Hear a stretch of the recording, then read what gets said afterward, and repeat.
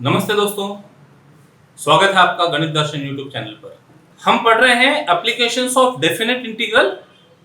कल हमने पढ़ा area under the curve about x axis about y axis. एक बार उसको रिकॉल कर लेते हैं। यदि curve y equal to f of x हो और boundaries x equal to a x equal to b हो, तो ये जो एरिया के नीचे शेडेड पोर्शन दिख रहा है x एक्सिस के ऊपर और x equal to a x equal to b के बीच में, तो this area is given by integral y dx between a to b।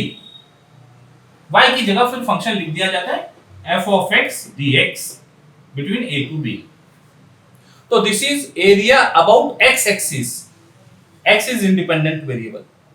Area about x axis. अब यदि मान लो curve x is equal to function of y के term में हो, y equal to c, y equal to d, ये limits हो, तो this area is called as area about y axis. Area about y axis is given by integral of x dy between limit c से d। और फिर ये x जो function of y है वो लिख दिया जाता है g of y dy c से d। तो अभी तक हमने about x axis about y axis एक कर्व था, उसके लिए एरिया फाइंड किया। Now next application is area between two curves.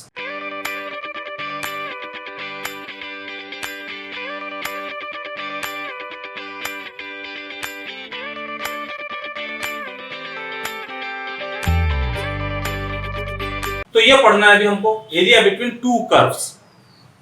तो जो कुछ अभी तक पढ़ा है वो काम आएगा, वो यूज होगा। कैसे होगा देखना। ये जो कर्व दिख रहा है f ऑफ x, ये कर्व के नीचे का जो एरिया है इसको हम शेड करते हैं। ये ब्लू इंक से शेड के ये फाइंड किया जा सकता है area about x axis by the curve y equal to f of x। उसके बाद ये जो gx है इसके नीचे का एरिया फाइंड किया जा सकता है area bounded by curve y equal to gx, x axis x equal to a x equal to b। इसको मार्क कर देते हैं, ये एरिया फाइंड किया जा सकता है। तो वो जो f ऑफ x से तैयार हुआ जो एरिया रहेगा वो बड़ा है, g ऑफ x से जो तैयार किया हुआ एरिया वो नीचे यहां पर है। वो दोनों एरिया को यदि सबट्रैक्ट कर दें तो हमको ये एरिया मिल जाएगा। Area between the two curves. तो दो कर्व सपोज करते हैं, let y equal to f of x and y equal to g of x be the two curves. ठीक है, x axis y axis origin. मान लो एक कर्व है y equal to f of x और दूसरा कर्व है y equal to g of x। ये दोनों के बीच का जो एरिया है, ये इंटरसेक्टिंग पार्ट, ये हमको फाइंड करना है। तो यहां से जहां इनके इंटरसेक्टिंग पॉइंट्स है, यहां से line parallel to y axis draw कर दे। ये कहीं ना कहीं x एक्सिस पर कट करेंगे। मान लो ये x इक्वल टू a पर कट कर रहा है, ये x इक्वल टू b पर कट कर रहा है। तो ये लाइन हो गई x equal to a x equal to b। और जो दो बाउंड्री है ये कर्व से मिल रही हुई बाउंड्री है, ये एरिया हमको फाइंड करना है। This area we have to find. तो ये एरिया फाइंड कैसे करेंगे देखो, लेट a be the area of region bounded by two curves, then a is equal to area कैसे मिलेगा। तो पहले तो ये पूरा एरिया, बड़ा एरिया, तो एरिया ऑफ y, इसको हमें ना y1 बोल देते पहला कर्व का, और इसको y2 बोल देते। तो area of y1 dx from a to b minus area of y2 dx from a to b। ठीक है, और क्योंकि एरिया नेगेटिव होता नहीं है तो इसको हम मॉड में लिख लेते हैं। हम integrate with respect to x कर रहे हैं, लिमिट a से b है, दोनों के लिए सेम है, तो इसको एक साथ भी लिखा जा सकता है। This is equal to integral a से b y1 minus y2 dx। ये मॉड लगाने का फायदा ये है कि y1 माइनस y2 को यदि y2 माइनस y1 भी कर दिया तो क्या होगा, जैसे 5 माइनस 2 करना तो आंसर 3 आया, यदि मान लो 2 माइनस 5 किया तो माइनस 3 आ जाएगा। तो मॉड लगाने से सारा प्रॉब्लम सॉल्व, मॉड लगाने से सारा प्रॉब्लम सॉल्व हो जाएगा। तो जब एरिया बिटवीन टू कर्व्स की बात हो रही हो तो करना क्या है, वो दोनों कर्व का डिफरेंस को इंटीग्रेट करना है उनके इंटरसेक्टिंग पॉइंट्स के बीच में। This gives required area. Now consider the figure, ये शेडेड पोर्शन है, कर्व है, कुछ पार्ट नीचे और कुछ पार्ट ऊपर है। जहां से कर्व एक्स एक्सिस को कट कर रहा है वहां पर पॉइंट्स है x equal to a, x equal to b और x इक्वल टू c। ये शेडेड पोर्शन का एरिया हमको चाहिए, तो area of shaded portion a is equal to a1 plus a2। a1 is the area of below curve, a2 is the area of above curve. अब जब ये area below x axis है तो जब इसको इवैल्यूएट करेंगे तो ये नेगेटिव आ जाएगा, नेगेटिव एरिया हो नहीं सकता। तो लिखते समय जो भी हमने फॉर्मूले पढ़े थे, area about x axis, about y axis, उनको मॉड में लिख लिया जाता है। Mod of integral y dx from a से b plus area of a2 integral of y dx, अब इसके लिमिट्स है b से c। इसको सॉल्व करने पर we get area of shaded portion. तो जैसे यहां पर एरिया a1 प्लस a2 था, above x axis below x axis के रेफरेंस में यदि एरियाज हो तो दोनों एरिया का सम करते हैं, और एरिया लिखते समय दोनों की जगह मॉड लगा देंगे। Area can not be negative. तो जब दो कर्व के बीच में एरिया हो तो इसको हम कह सकते हैं area a1 minus area a2। This is nothing but here area is a1 minus a2। लेकिन कौन सा बड़ा है कौन सा छोटा है, इसको दूर करने के लिए मॉड लगा देते हैं। Mod of area a1 minus area a2। Exercise 5.1 question number 3, find the area of given region included between y square equal to 2x and line y equal to 2x। आज हमने पढ़ा एरिया बिटवीन टू कर्व्स, उस पर dependent problems है। तो अब जब हमको कर्व दिए हैं तो सबसे पहले तो उनको ड्रॉ करना होगा। तो पहला कर्व है y square equal to 2x, देखने से समझ में आता है this is parabola, this is parabola, parabola, and y equal to 2x के सामने लिख कर दिया हुआ लाइन। तो given region is as shown in figure। Figure बनाते हैं, x axis y axis origin, y square equal to 2x, y square और x पॉजिटिव है, यानी पॉजिटिव x एक्सिस काम कर रही होगी, राइट हैंडेड पैराबोला है, right handed parabola. y square equal to 2x, y equal to 2x। अब ये लाइन ड्रॉ करनी है। अब देखो y इक्वल टू x के लिए तो पता है 45 डिग्री फॉर्म करता है, y इक्वल टू x। तो y इक्वल टू 2x होगा कहां पर, ध्यान से सुनना। y इक्वल टू x है मतलब ये y इक्वल टू mx के फॉर्म में है, स्लोप इज 1, यहां पर स्लोप 1 है। तो y इक्वल टू 2x जब ड्रॉ करना हो तो स्लोप 2 है, तो लाइन यहां होगी या यहां होगी, मतलब 45 डिग्री से कम एंगल बनाएगी या 45 डिग्री से ज्यादा एंगल बनाएगी, ये सोचना होगा। तो हॉरिजॉन्टल लाइन की इक्वेशन है y equal to 0, x axis की इक्वेशन, यानी स्लोप 0 है, स्लोप 0 है। और y एक्सिस की ये y एक्सिस के लिए यदि इक्वेशन लिखे तो this is x equal to 0, इसको y इक्वल टू mx के फॉर्म में नहीं लिख सकेंगे। Slope of vertical line is not defined, तो इसका मतलब स्लोप 0 से चलते चलते चलते चलते इनफाइनाइट हो रहा है, यानी स्लोप इंक्रीज हो रहा है। हॉरिजॉन्टल पोजीशन पे स्लोप 0, इसका मतलब यहां से यहां तक के कुछ डेसिमल स्लोप रहा होगा, फ्रैक्शंस में रहा होगा। अब यहां पर स्लोप 1 हो गया तो स्लोप 2 इसके आगे होगा। तो लाइन कहां से ड्रॉ होगी है y equal to 2x, 45 degree से बड़ा एंगल बनेगा। एक और बात कर लेते हैं इसी के साथ में, यदि इसका हाफ यहां से यदि ड्रॉ किया तो इस तरह की जो लाइन होगी y इक्वल टू 1/2 1/3 ऐसे फ्रैक्शंस में होगी, 1/3 1/4 1/5। एग्जैक्टली कहां आएगा एंगल क्या वो पता नहीं, बट फ्रैक्शंस जब स्लोप होगे तो y इक्वल टू x से नीचे लाइन होगी, एंगल 45 डिग्री से कम होगा। स्लोप और लाइन का कांसेप्ट समझने के बाद y equal to 2x draw कर सकते हैं। ये लाइन होगी oblique line passing through origin, angle 45 degree से बड़ा होगा, तो 45 डिग्री से बड़ा एंगल यहां ड्रॉ कर देते हैं। ये लाइन होगी y equal to 2x।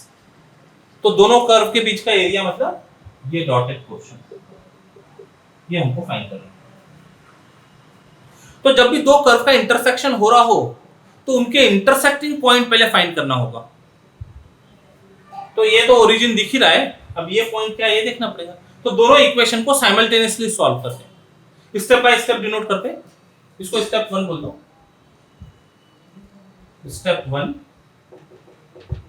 V1 curves are, V1 curves are, ये दो given region is as shown in figure, ये सब ड्रॉ करते हैं। अब step 2, to find point of intersection, points of intersection. ये कर्व को नंबर 1 दे देते हैं, ये कर्व को नंबर 2 दे देते हैं। तो दोनों को साइमल्टेनियसली सॉल्व करना है, मतलब y को इसमें पुट किया जा सकता है, पुट 2 in 1। y की जगह लिखा 2x square equal to 2x, मतलब 4x square equal to 2x। इधर ला लो 4x square minus 2x equal to 0, 2x common, 2x minus 1 equal to 0। ठीक है, तो 2 से डिवाइड कर सकते हैं, 2 नॉन जीरो नंबर 2 से डिवाइड हो जाएगा। This imply x into 2x minus 1 is equal to 0। तो therefore x equal to 0, 2x minus 1 equal to 0, x equal to 0 और x is equal to 1/2। x की वैल्यूज आ गई, x की values आ गई तो y मिल जाएंगे। therefore to imply y equal to 0, y equal to 2 times 1/2 that is equal to 1। यहां पर रखा x की वैल्यू 0 तो y 0 हो गया, x की वैल्यू हाफ तो y मिल गया 1। तो therefore point of intersections are, points of intersection are, पहला x0 y0, x0 y0 और दूसरा point x is half y is 1, y is 2 times x। देखो यहां से टैली होता है वो, y is 2 times x, तो y की वैल्यू 2 times x है। तो एक ओरिजिन तो दिख ही रहा है, ये 0 0 पॉइंट हो गया, ये 0 0, और जो दूसरा पॉइंट है ये दूसरा पॉइंट बन गया half 1। Point of intersection find करना इसलिए जरूरी है, वो हमको बाउंड्रीज प्रोवाइड करेंगे, लिमिट्स प्रोवाइड करेंगे, किस लिमिट में हमको इंटीग्रेट करना है। तो पॉइंट्स आ गए। अब यहां से एक वर्टिकल लाइन, इसकी इक्वेशन होगी x इक्वल टू हाफ। ये शेडेड एरिया का रीजन फाइंड करना है। तो शेडेड एरिया का रीजन कैसे मिलेगा? ये कर्व के नीचे का पूरा एरिया, इसको A1 नाम दे देते हैं, लाइन के नीचे का एरिया उसको A2 नाम दे देते हैं, तो A1 माइनस A2। ठीक है, स्टेप नेक्स्ट स्टेप में बात करते हैं। Step 3, area of shaded region is given by A is equal to A1 minus A2, where A1 is equal to area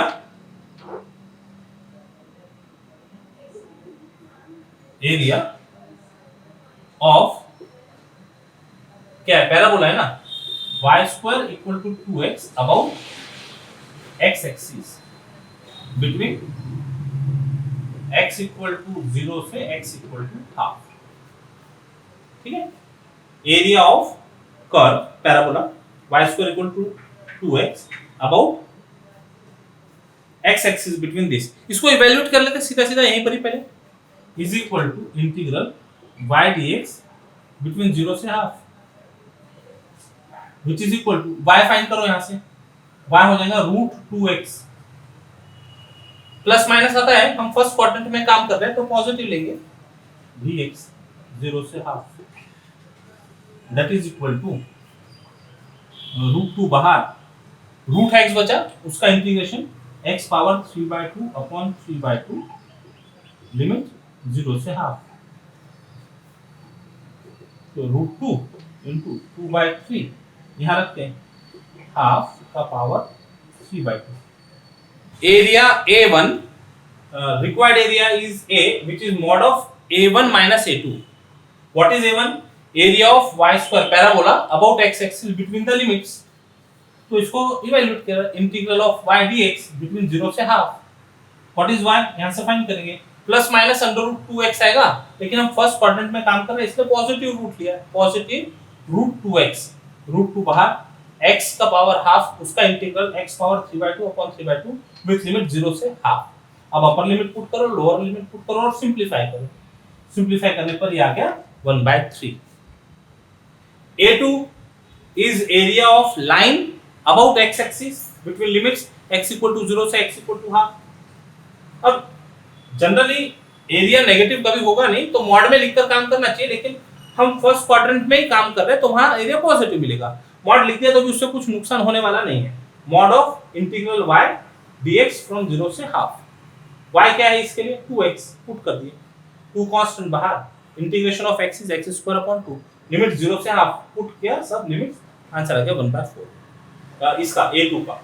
now put values of A1 and A2 in star, तो star gives area is equal to mod of A1 minus A2, A1 is 1/3 minus 1/4 इसका mod है, solve करो इसको, mod of 1/12 is 1/12, area की बात हो रही है इसलिए square units, area between the two curves.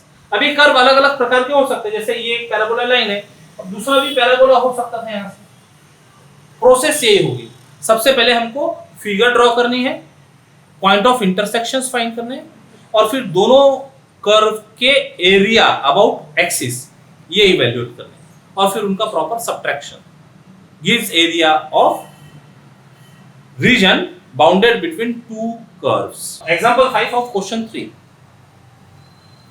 y equal to, step 1 देके काम करते हैं। Step 1, given curves are y equal to x square plus 3 and y equal to x plus 3। तो सबसे पहले तो इसको देखो, एक वेरिएबल का पावर 2 है और एक का 1 है, इसका मतलब ये पैराबोला होना चाहिए, लेकिन सही नहीं है, स्टैंडर्ड फॉर्म में नहीं है, तो इसको ठीक करते हैं। y equal to x square plus 3 can be written as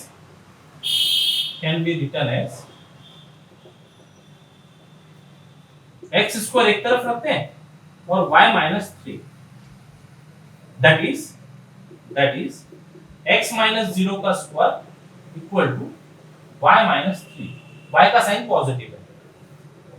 तो ये देखने से समझ में आता है पैराबोला है, किस तरह का पैराबोला है, पॉजिटिव y एक्सिस, उसके लिए एक्सिस का काम कर रहे हैं, मतलब ऐसा पैराबोला अपवर्ड पैराबोला होगा, एंड वर्टेक्स x का कोऑर्डिनेट यहां से मिलेगा, y का कोऑर्डिनेट यहां से मिलेगा, तो this is upward parabola, this is with vertex